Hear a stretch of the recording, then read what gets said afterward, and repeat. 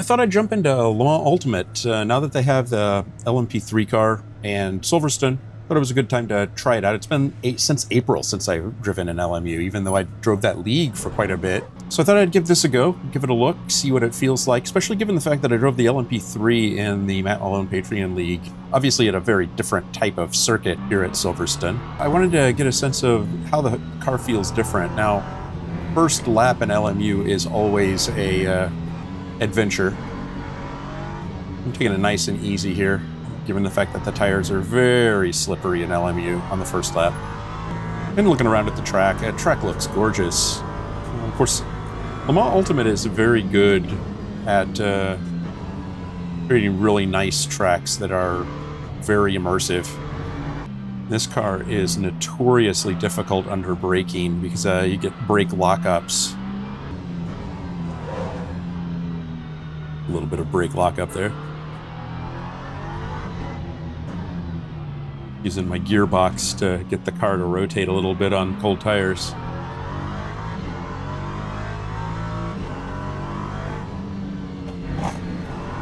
Not quite ready to stick there yet. The track is great. The car feels actually pretty good. That time was a 2:09.32.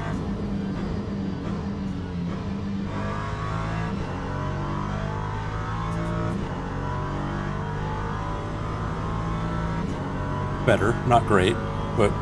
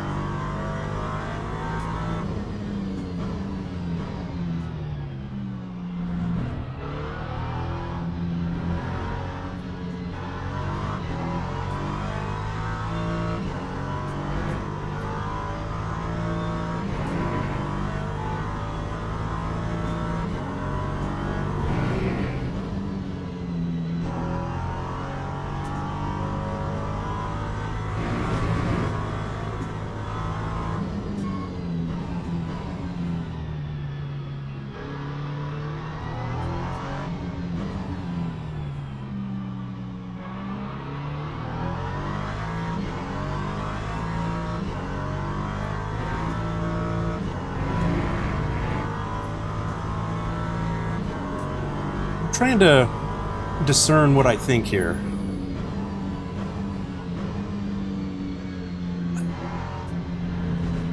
The thing that I found to be truest to say about the LMP3 in general is it's sort of like the very worst of both a GT3 car and LMP2 car combined together. Time was a 2:06.12.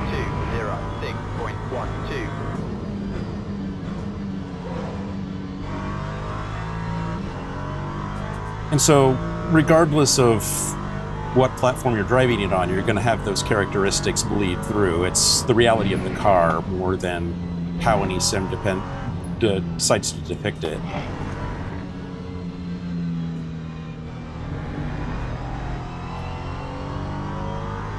Now, do I like the car? Yeah, I like the car. I like the car both on iRacing and here.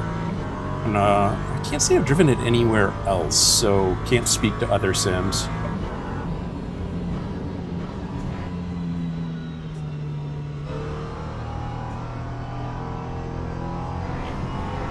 But what I can say here is it seems to be more predictably planted here. And again, I haven't driven this car a lot anywhere, but I drove it for a race recently in iRacing at Okayama. Odd track anyway.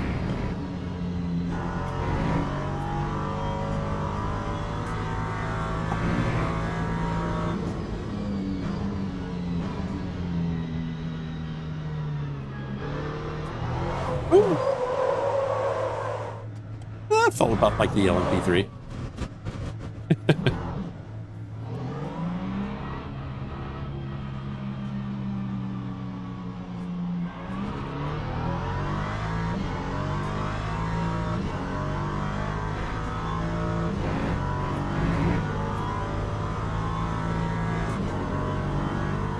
I have less of those moments than I felt like I was going to have in iRacing. I had to drive the car like I was on eggshells the entire time. And here I'm developing a little bit more of a rhythm. Again, different style track, so the tight nature of Okayama probably contributed to the uneasiness of the car. Lap 2, 16.20.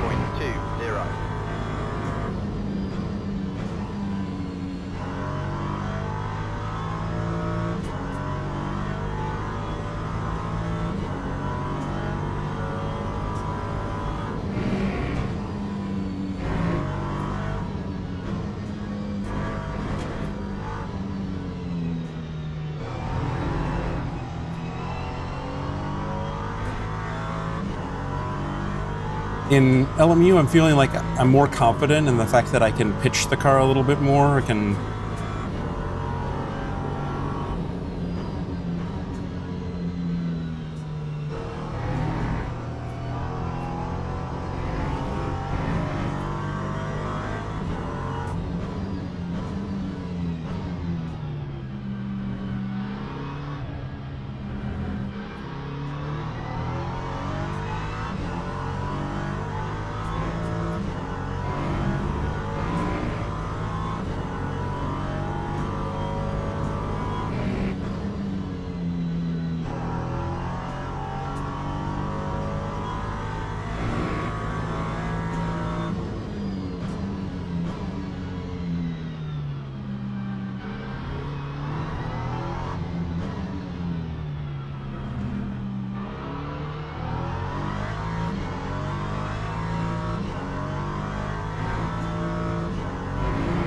I can drive it a little bit more on more solid footing here than I felt like I was in iRacing.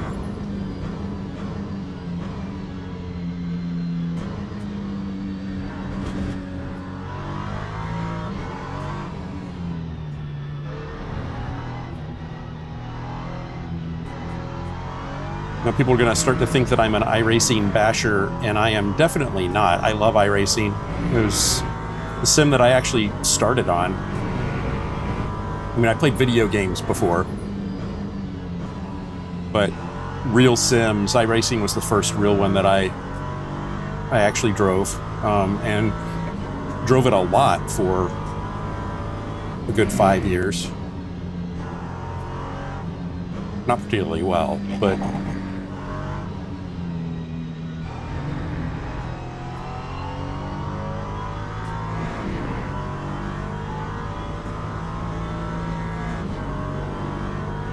and then I discovered R Factor, drove that for a bit.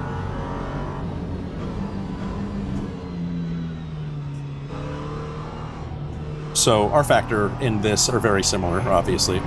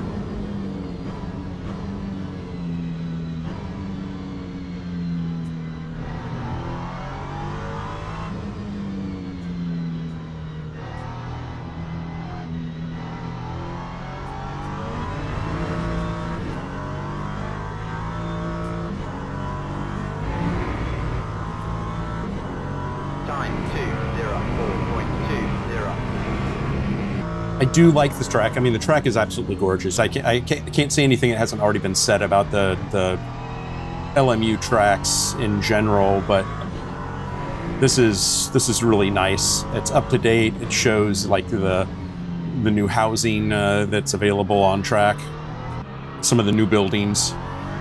So all in all, I give it a good high grade here. The car feels good, feels believable.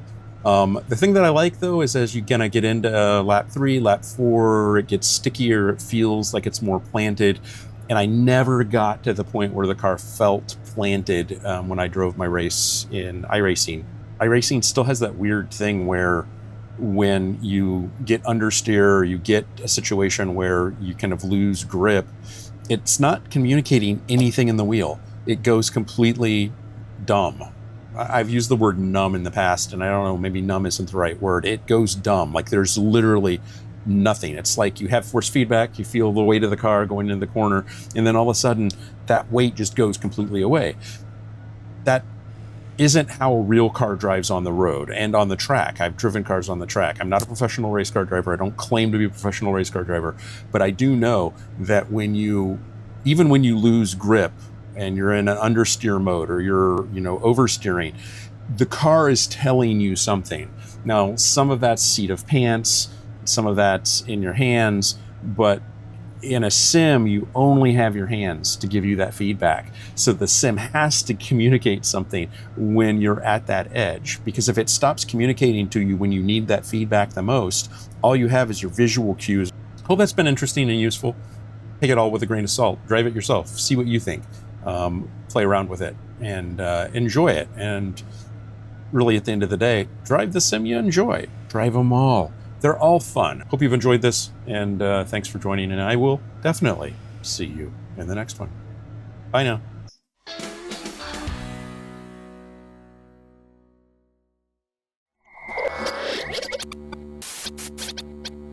Spaß macht Rennsport.